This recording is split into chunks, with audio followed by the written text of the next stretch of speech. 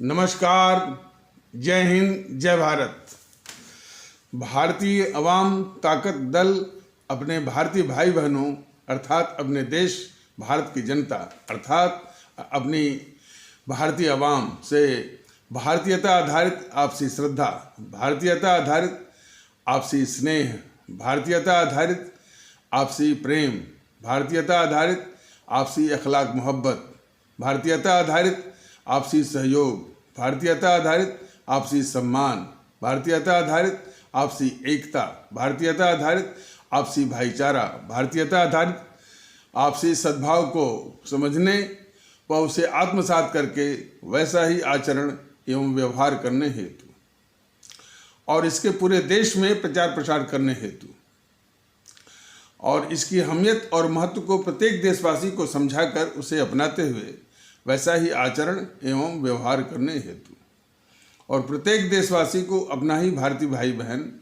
मानकर, समझकर, अपनाकर उनके साथ वैसा ही और उसी अनुसार आचरण एवं व्यवहार करने हेतु सतत, सदैव और हमेशा अदब के साथ, आदर के साथ अर्ज करता है, विनती करता है।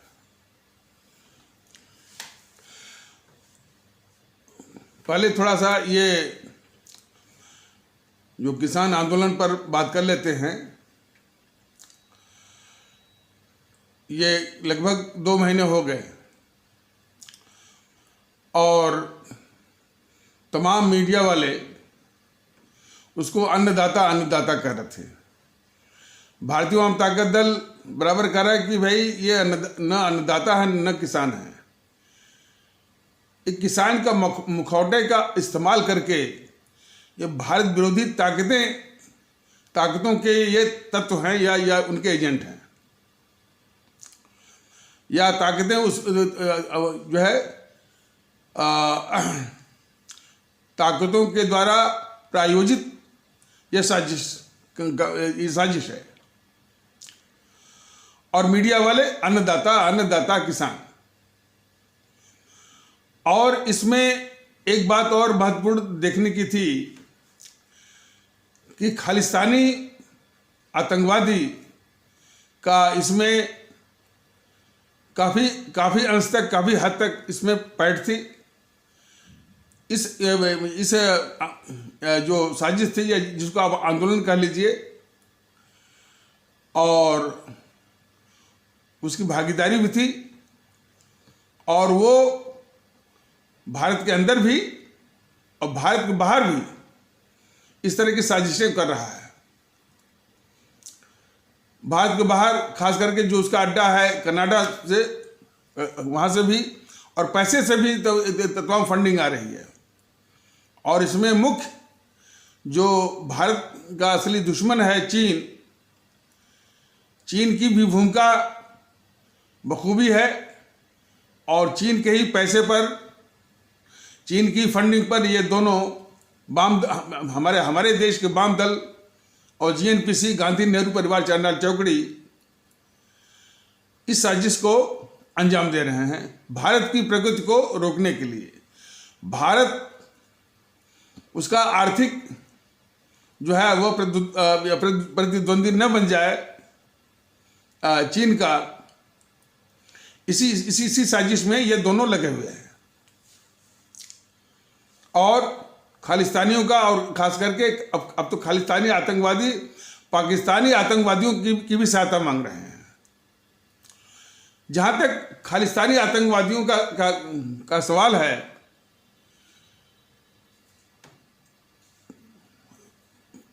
भारत में खालिस्तानी आतंकवाद को मजबूत करने वाली वो गद्दार थी इंदिरा, जिसने भिंडरावाले को इतने खुखार खालिस्तानी आतंकवादी को प्लांट किया और उसको इतना बढ़ावा दिया इस गद्दार इंदिरा ने कि वो जो पवित्र स्थल है हमारे सिख आस्था का, स्वर्ण मंदिर में जाकर के घुस गया और वहीं से आतंकवादी गतिविधियां जो है संचालित करने लगा। तो भारत में खालिस्तानी आतंकवाद को बढ़ावा पुख्ता देने वाली वो गद्दार थी इंदिरा, मतलब जीएनपीसी की इंदिरा। तो खालिस्तानी आतंकवाद से इसे जीएनपीसी का एक संबंध रहा है। दूसरा, ये अकाली जो राजनीतिक दल है उसमें काफी लोग खालिस्तानियों के हमदर्द हैं। तो आप सभी लोग देखते होंगे कि जो अकाली इसकी बीजेपी की जो एनडीए है उसकी पार्टनर थी, अपने पार्टनर से छिटक करके यानी उन्हीं के हमदर्द में, और जो खालिस्तानी आतंकवाद जो इंदिरा ने भिंडरावाला को खड़ा करके वो प्रतिस्थापित किया, ये दोनों साथ में हो गए, अकाली भी और जीएनपीसी वाले भी। जीएनपीसी का वो कौन है? वो अमरिंदर सिंह भी। तो इस विशेषता को और इस गठजोड़ को भी बहुत ध्यान से देखने की आवश्यकता है, और हमारे आदरणीय भारतीय भाई बहन इसको जरूर देंगे। और अन्नदाता नहीं है। और कल जो है इस सरकार ने उन ताकतों के आगे सरेंडर कर दिया और उनको ट्रैक्टर ट्राली, जो कि साथ लाखों की संख्या में सब लेके आएंगे, उसको परमिशन दे दिया। अब उसके संबंध में यूट्यूब पर उसके तमाम जो बीजेपी के सब सालार हैं अब उसको जस्टिफाई कर रहे हैं, उसको उचित ठहरा रहे हैं। एक है हर्षवर्धन त्रिपाठी,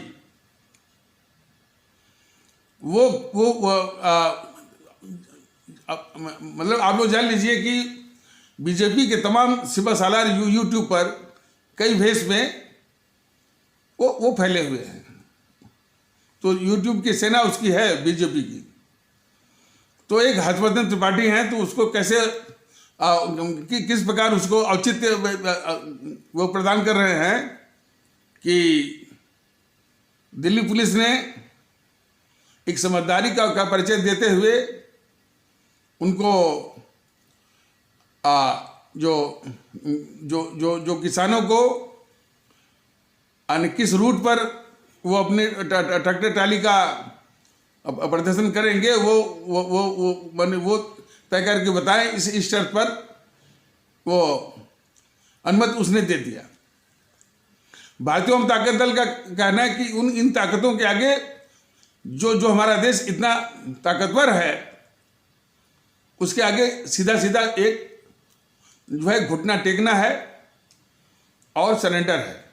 और इस तरह का जो जस्टिफाई करना, इस तरह से उसको औचित्य प्रदान करना, ये उसी प्रकार है जिस प्रकार सत्ता हथियाने की हवस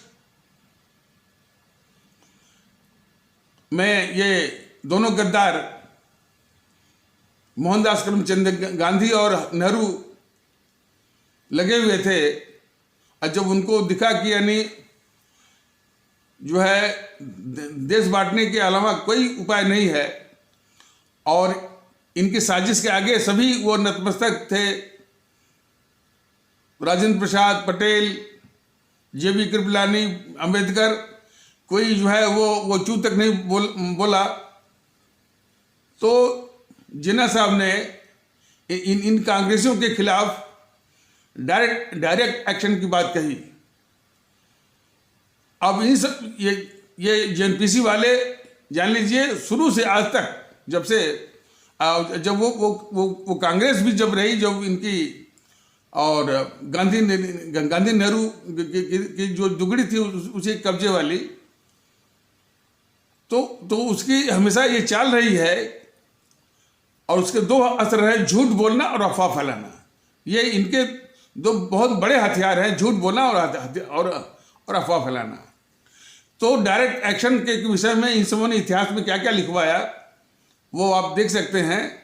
लेकिन वो डायरेक्ट एक्शन जो जो उन्होंने बोला था इन कांग्रेसियों के खिलाफ बोला था, जो जो इस तरह से साजिश कर रहे थे, सिर्फ नेहरू के हाथ में सत्ता है, तो इन सबों ने उसको सांप्रदायिक रंग दे दिया और बहुत मारकाट फैल गई वो सांप्रदायिक दंगों के रूप में। तो फिर इन सबों ने उसी का बहाना लेकर के कि अब तो जो है देश बांटने के अलावा कोई विकल्प नहीं है इसे यानी इन दंगों को रोकने के लिए। ठीक वही चीज ये कायर बीजेपी की जो सरकार है और कायर श्री मोदी जी इन सारी देश विरोधी शक्तियों को दिल्ली में आने का पूरा मौका दिया। अमरिंदर सिंह जो जेएनपीसी का मुख्यमंत्री, ये कायर मोदी जानते थे कि ये हवा दे रहा है, और दिल्ली में हवा देने वाला उसी जेएनपीसी का जो दूसरा अवतार या देश का गद्दार वो जो है ये केजरीवाल दे रहा है। ये सब मालूम था इन कायर हैं श्री मोदी जी, और पूरा जो वहाँ से आने का मौका दिया और दिल्ली को चारों ओर से सारी सड़कों को बंद करके ब्लॉक करके बंधक बना दिया आज 2 महीने से। और आज उन तत्वों के आगे घुटने टेक करके उसके सिपा सालार हर्षवर्धन त्रिपाठी जैसे लोग वो इस तरह से तर्क गढ़ रहे हैं कि दिल्ली पुलिस ने, हालांकि दिल्ली पुलिस क्या, बल्कि ये सारा कुछ पीछे से इशारा इसे कायर जो है बीजेपी और कायर मोदी का ही इशारा रहा होगा, तो उनको ट्रैक्टर ट्राली की परमिशन दे करके इन देश विरोधी ताकतों के आगे घुटने टेकने के बराबर है।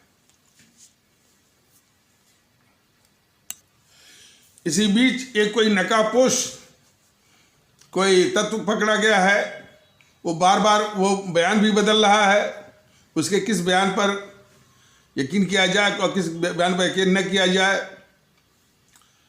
यह भी एक बहुत बड़ा विषय है। लेकिन खैर वो हरियाणा पुलिस उसकी जांच कर रही है, जो भी तथ्य सामने आएगा वो आएगा ही। और जो शुरुआती में यह था कि वो जो किसानों के भेष में जो देश विरोधी तत्व हैं, इस तरह से आपस में ही जो है एक दूसरे को गोली मारेंगे, वो भी पुलिस की वर्दी पहन करके जो है वो यानी पुलिस को बदनाम करने के लिए। और उसमें शायद उससे कहलवाया गया कि कोई एसएचओ है वो हरियाणा पुलिस का, कोई वो चैनल की जो है एक जो है वो जांच टीम उस थाने में गई, जो नाम उसने बताया उस नाम का कोई एसएचओ है ही नहीं।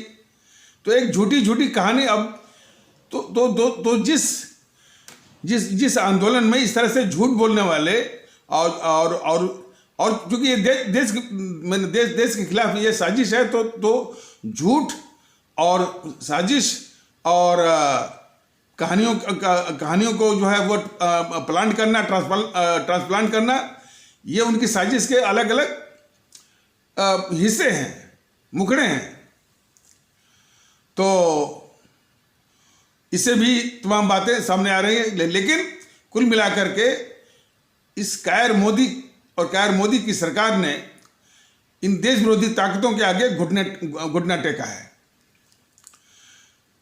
देश कभी भी जो देश जो विश्व की एक बहुत महत्वपूर्ण ताकत है, और हम जो है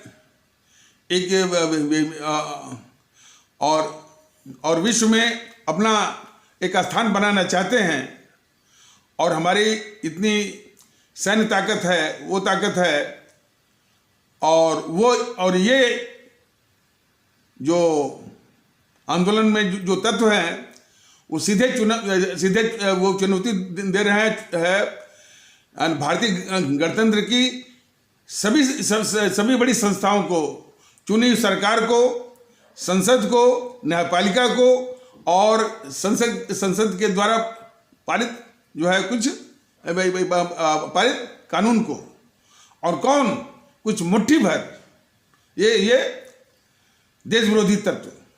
और उसमें वो दिख कौन रहा है? वही योगेंद्र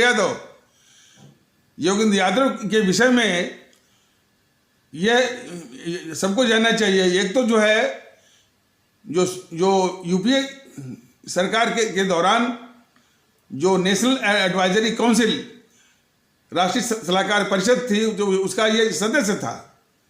तो जीएनपीसी कितनी इस देश की दुश्मन है, इस देश की गद्दार है, भारतीय ताकत दल जो है बराबर बता रहा है। तो उसी सोनिया के अधीन नेशनल एडवाइजरी काउंसिल, राष्ट्रीय सलाहकार परिषद का सदस्य था वो योगेंद्र यादव। दूसरा, इसी ने प्रसाद भूषण के साथ बयान दिया था कि भारत विरोधी बयान दिया था, वो भी पाकिस्तान के, अपने दुश्मन पाकिस्तान के पक्ष में, कि जम्मू कश्मीर में जन्म संग्रह कराया जाना चाहिए। ये मांग बराबर पाकिस्तान वो कर रहा है। और जबकि ये इस तरह का वक्तव्य वो गद्दार नेहरू दे के गया है कि कश्मीर के भाग का फैसला कश्मीर के लोग जन्म संग्रह के द्वारा करेंगे। और इसीलिए वो दुश्मन पाकिस्तान बराबर कहता है कि आप अपने प्रधानमंत्री के वक्तव्य को याद करिए, अपने प्रधानमंत्री के वक्तव्य को याद करिए। तो इस तरह की विकट स्थिति से भारत अभी संघर्ष कर ही रहा था। तब तक ये गद्दार योगेंद्र यादव और जो उसके साथ वो गद्दार जो है प्रसाद भूषण ने, इन दोनों मिलकर के वो पाकिस्तान की मांग को भारत में ही रखा। और इसी देश की न्यायपालिका का एक वकील है, और दूसरा जो है दूसरा जो है इस देश का नागरिक है, और भारत के संविधान के द्वारा दी गई सारी सुविधाओं का ये सब लाभ भी उठाते हैं, दुरुपयोग भी करते हैं। और भारत के खिलाफ जो है वो पाकिस्तान की मांग रख दी कि जम्मू कश्मीर में जन्म संग्रह कराया जाना चाहिए। और इसके आगे भी बोला कि यदि जन्म संग्रह पाकिस्तान के पक्ष में आता है तो कश्मीर को पाकिस्तान को दे देना चाहिए। तो देश पहचाने कि ये योगेंद्र यादव कौन है। आज उसके आगे वो योगेंद्र यादव एंड कंपनी के आगे ये कार मोदी सरकार ने घुटना टेका है। ये नाकाबिले बर्दाश्त है। और तो YouTube में जब वो हर्षवर्धन त्रिपाठी इस कार मोदी की कार सरकार की जो कायरतापूर्ण इस तरह से जो सरेंडर किया, घुटना टेका, उसको जो है एक झूठा जो है वो ब्रेव पोस्टरिंग कर रहे थे, या फेस सेविंग जो है, मैंने फेस सेविंग जो है वो एक टैक्टिक्स या चाल चल रहे थे हर्षवर्धन त्रिपाठी। तो भारतीय जनता दल का कोई पदाधिकारी वो उनके इसे वो YouTube पर एक टिप्पणी किया कमेंट बॉक्स में कि ये मोदी जी जो है इन देश विरोधी ताकतों को के आगे घुटने टेकने वाले, उनके गद्दारी के पापों को धुलने वाले और उनकी रक्षा करने वाले और उनको पालने वाले, ये बीजेपी और श्री मोदी जी इस देश के सबसे बड़े गद्दार हैं। सीधे गद्दार नहीं है। इन देश विरोधी ताकतों को पाल करके, इन देश विरोधी ताकतों की रक्षा करते हुए, इन देश विरोधी ताकतों के आगे घुटने टेकते हुए और इनके गद्दारी के पापों को धुलते हुए, ये सबसे बड़ी गद्दारी है बीजेपी की और श्री मोदी जी की हमारे प्यारे मुल्क भारतवर्ष के खिलाफ। और यह भी उसमें कमेंट किया गया कि श्री मोदी जी अब तक के सबसे अधिक संवैधानिक अराजक प्रधानमंत्री, जिस प्रधानमंत्री के अधीन कोई मूर्धन्य शिक्षण संस्थान जेएनयू के प्रांगण से खुलेआम सरेआम नारा लगवाता है कि भारत तेरे टुकड़े होंगे, इंशाअल्लाह इंशाअल्लाह, और भारत की बर्बादी तक जंग जारी रहेगी, वह जो है कन्हैया कुमार इस समय देश में सीना तान करके घूम रहा है। उसको विदेशी फंडिंग भी मिल रही है। उसको गद्दार, देश के गद्दार जो है वाम दलों के द्वारा इस देश की जो है यानी भारतीय गणतंत्र की जो संवैधानिक प्रक्रिया है, चुनाव में भाग लेने की, संसदीय चुनाव 2019 में इन गद्दार जो है वाम दलों ने उसको संसदीय चुनाव में भाग लेने के लिए टिकट भी दिया। और फिर इसके बाद जो गद्दार बैठे हुए हैं बॉलीवुड में, उनको भी मौका मिला। तो गद्दार जो है, इस देश का गद्दार जावेद अख्तर और उसकी बीवी, वो गद्दार जो है समान आदमी नहीं जाकर के उसके जो संसदीय चुनाव क्षेत्र था बेगूसराय, उसमें इन दोनों गद्दारों ने, जावेद अख्तर और समान आदमी ने, ये दोनों गद्दारों ने चुनाव प्रचार भी किया। और अभी भी वो जो गद्दार जावेद अख्तर है, उसके विज्ञापन आते हैं। देखिए मैंने ये मोदी जी के शासन में सब कुछ हो रहा है। उस गद्दार जावेद अख्तर के अभी भी विज्ञापन आ रहे हैं और फिल्मों में भी।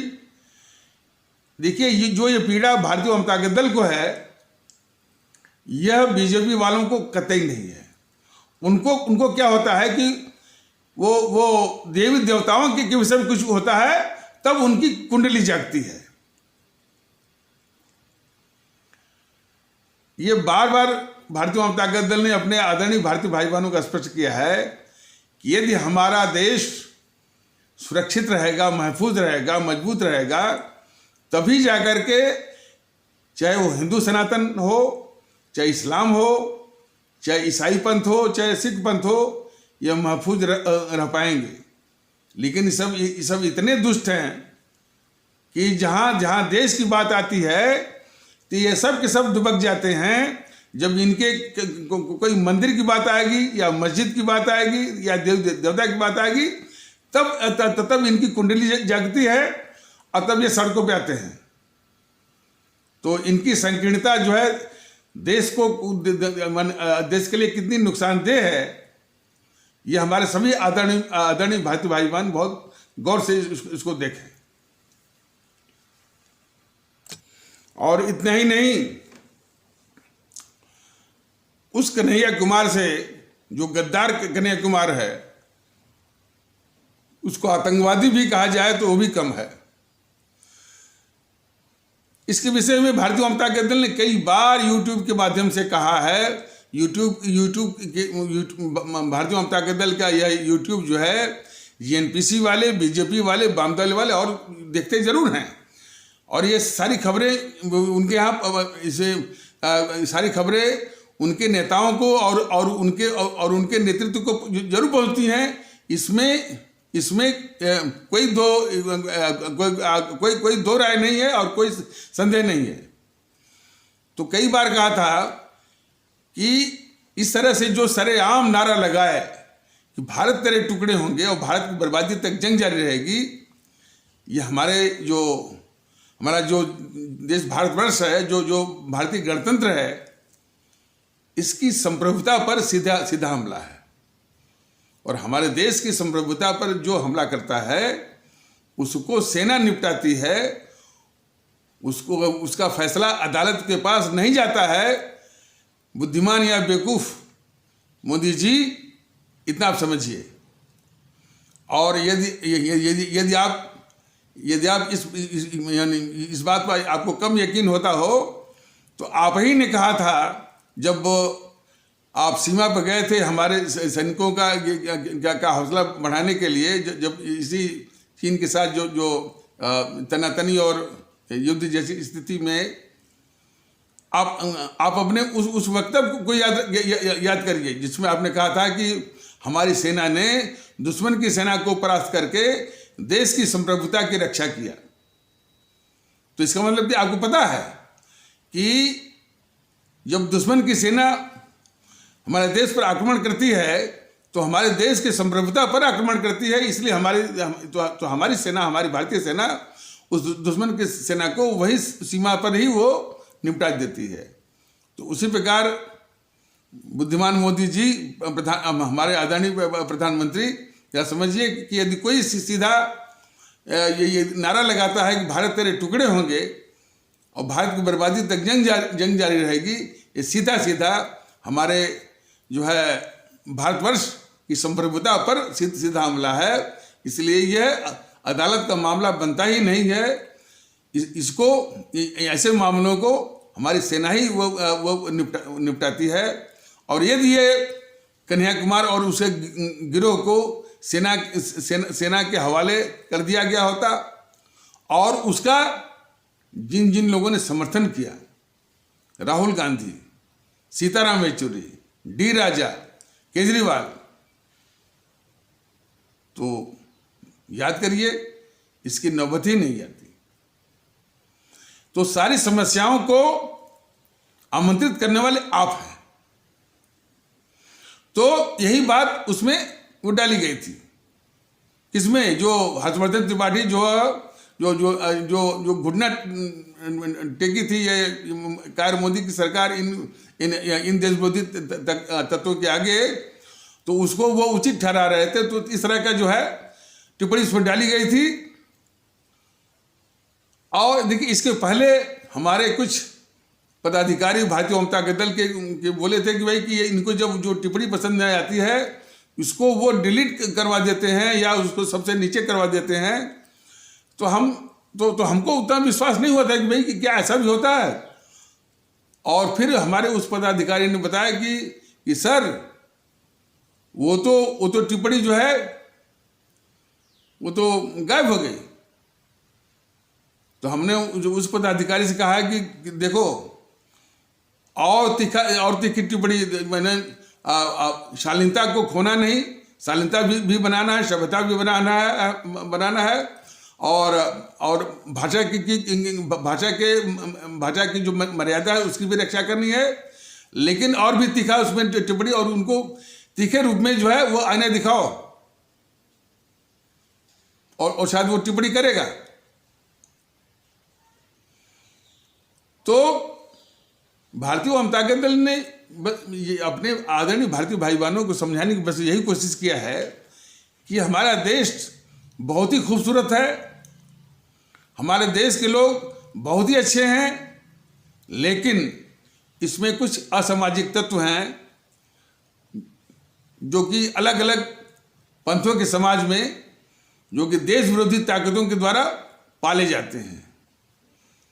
और उनका इस्तेमाल चुनाव के समय में भी, और जब भी हिंसा फैलानी हो, उपद्रव फैलाना हो, देश में नफरत फैलाना हो, तब भी इनका इस्तेमाल होता है। तो उन असामाजिक कट्टरवादी और उपद्रवी हिंसक तत्वों को जो ये ताकतें पालती हैं, यदि उनको कुचल दिया जाए तो देश में सुकून भी आ जाएगा, आपसी एकता भी आ जाएगी, भारतीयता आधारित भाईचारा भी आ जाएगा। यही बात जो है ये बीजेपी के लोग जो उल्टा समझते हैं और प्रतिदिन जो है ये छोटे भाइयों को सिखा के पढ़ा करके कभी वही धमकी, कभी गाली गलौज और कभी और देखिए ये सारी बातें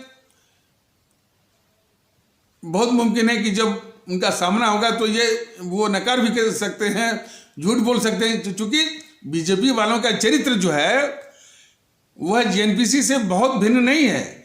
जेएनपीसी हमेशा झूठ और अफवाह, उसके सारे नेता और जितना ही बड़ा उसका नेता होगा उतना ही बड़ा झूठ बोलेगा और उतना ही जो है अफवाह फैलाएगा। जैसे राहुल दिन रात झूठ बोलता है और दिन रात जो है अफवाह फैलाता है।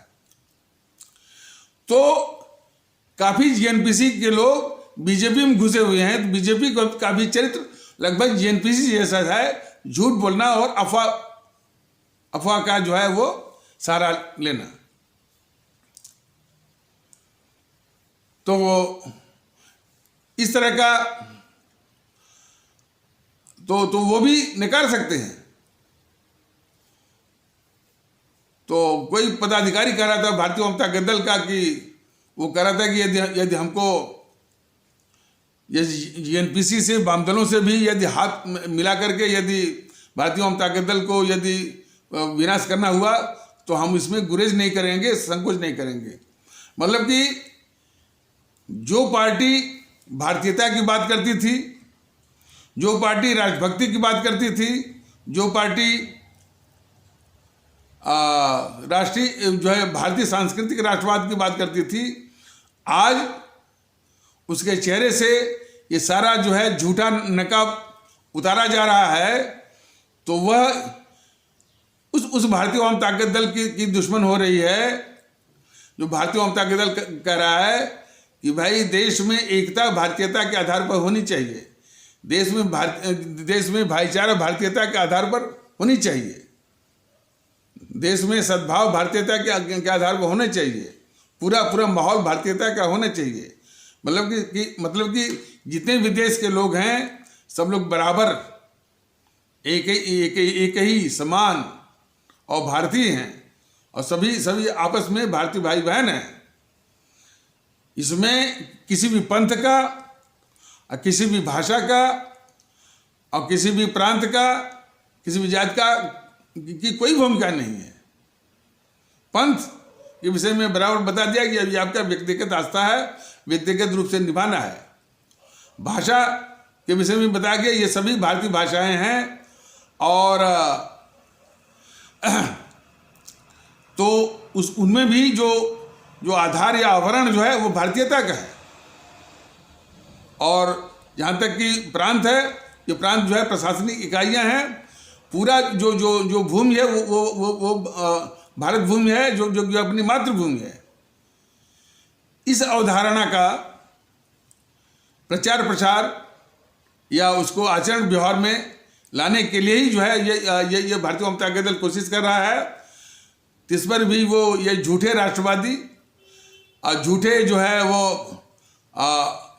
भारतीय सांस्कृतिक राष्ट्रवादी वो भारतीय जनता दल को अपना शत्रु मानते हैं।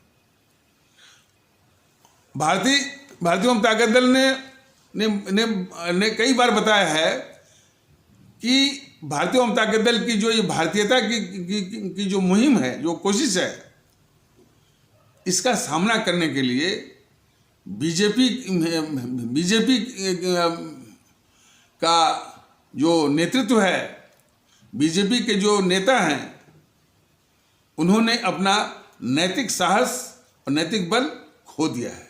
वो इसका सामना वो कर नहीं सकते, इतना उनमें नैतिक बल नहीं है, इसलिए वो बिलों में छुपे हुए हैं और अपने छोटे भाइयों को सिखा पढ़ा करके सिर्फ इस अभियान को रोकने के लिए वही डराना, धमकाना और गाली गलौज। तो भारतीय जनता ताकत दल ने भी कहा है कि जो विलोम छुपे हुए हैं ये भारतीय जनता पार्टी के लोग, और देखिए ये एनपीसी तो खैर वो भी धमकाती है, वामदल वाले भी करते हैं, लेकिन सबसे ज्यादा प्रखर रूप में शत्रुता जो है ये निभा रहे हैं ये भारतीय जनता पार्टी के लोग, जो कि अपने को राष्ट्रवादी कहते थे, जो कि अपने को भारतीय सांस्कृतिक राष्ट्रवादी कहते हैं, वो विरोध कर रहे हैं इसका। तो सवाल इस बात का है कि इस देश को सच्चे अर्थों में भारतीयता चाहिए, सभी को समानता के आधार पर भारतीयता चाहिए, भारतीयता आधारित भाईचारा, सद्भाव, राष्ट्रभक्ति, देशभक्ति, मुल्क परस्ती, अवाम परस्ती चाहिए, या बीजेपी की जो है हिंदुत्व से सनी हुई भारतीयता, हिंदुत्व से सनी हुई देशभक्ति, हिंदुत्व से सनी हुई इसकी अवाम परस्ती चाहिए। ये बार बार कहा गया है कि देश की अवधारणा में पंथ की कोई भूमिका नहीं है, लेकिन जो गलती एनपीसी ने की, जो है अपने इस्लाम आस्था वाले भारतीय भाई बहनों को भ्रम या डर दिखा करके कि ये बीजेपी वाले सत्ता में आ गए तो आपका इस्लाम जो है वो धर्म वो खत्म हो जाएगा और आपको पाकिस्तान में वो भगा देंगे, और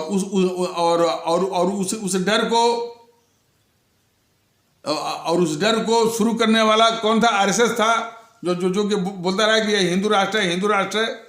उसी को आधार बना करके जेएनपीसी हमेशा इस्लाम आस्था वाले भारतीय भाई बहनों को बराबर वो डरा करके वोट बैंक की तरह इस्तेमाल किया, सत्ता हथियाई, सत्ता का भोग किया और इस देश को लूटा भी, सारी संस्थाओं को बंधक बना करके।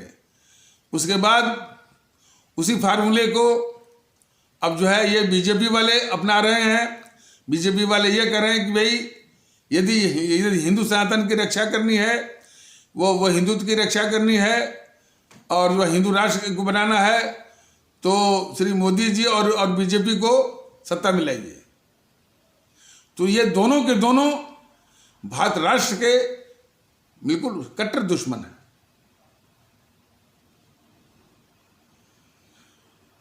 इस देश के लोगों को भारत राष्ट्र चाहिए, न तो हिंदू आधारित देश चाहिए, न तो इस्लाम आधारित वो देश चाहिए। भारत राष्ट्र और उसके लिए जो भारत का संविधान बना है वो इसका वो सबसे बड़ा आधार है।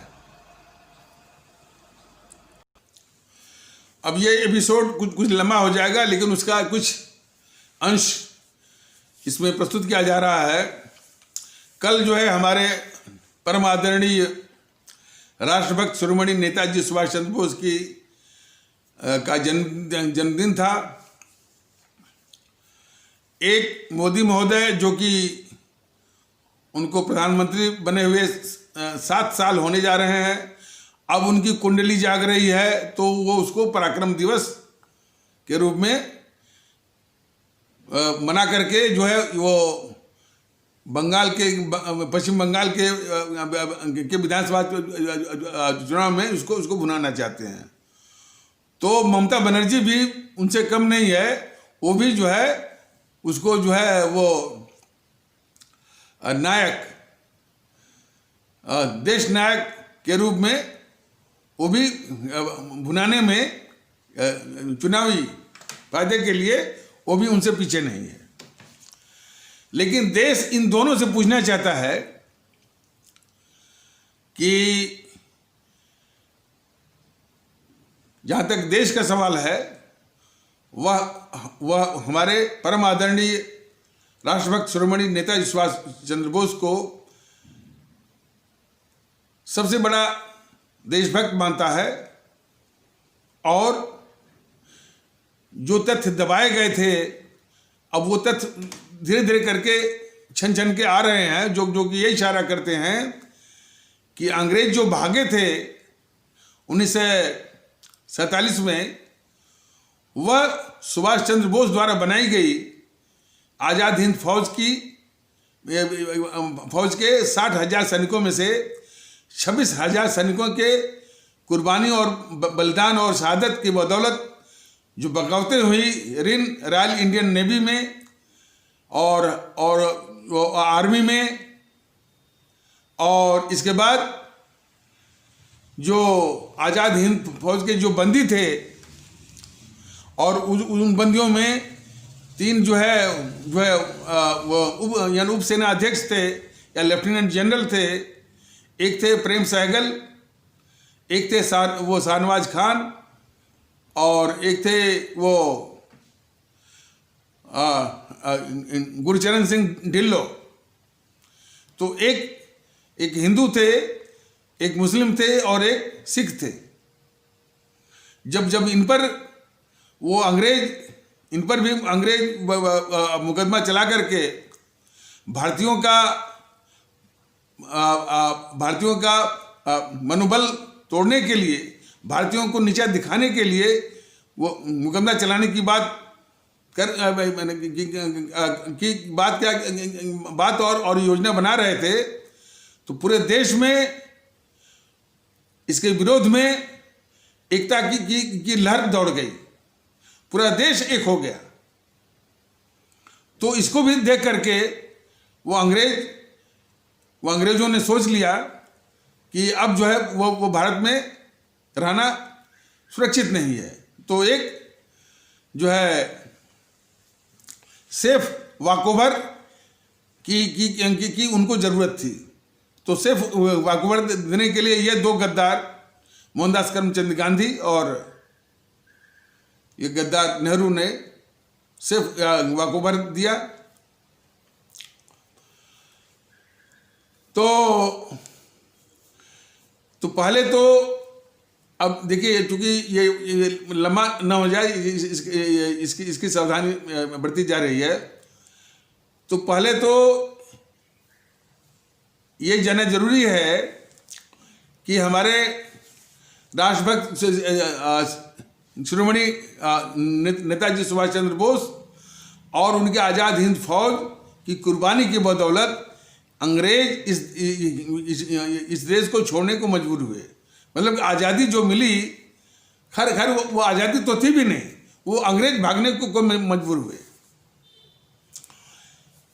इस सुभाष चंद्र बोस से जिसने गद्दारी की, इनको अपने राजनीतिक रास्ते का कांटा माना, और यहाँ तक कि गद्दारी यहाँ तक कि मरवाए भी। और सुभाष बाबू के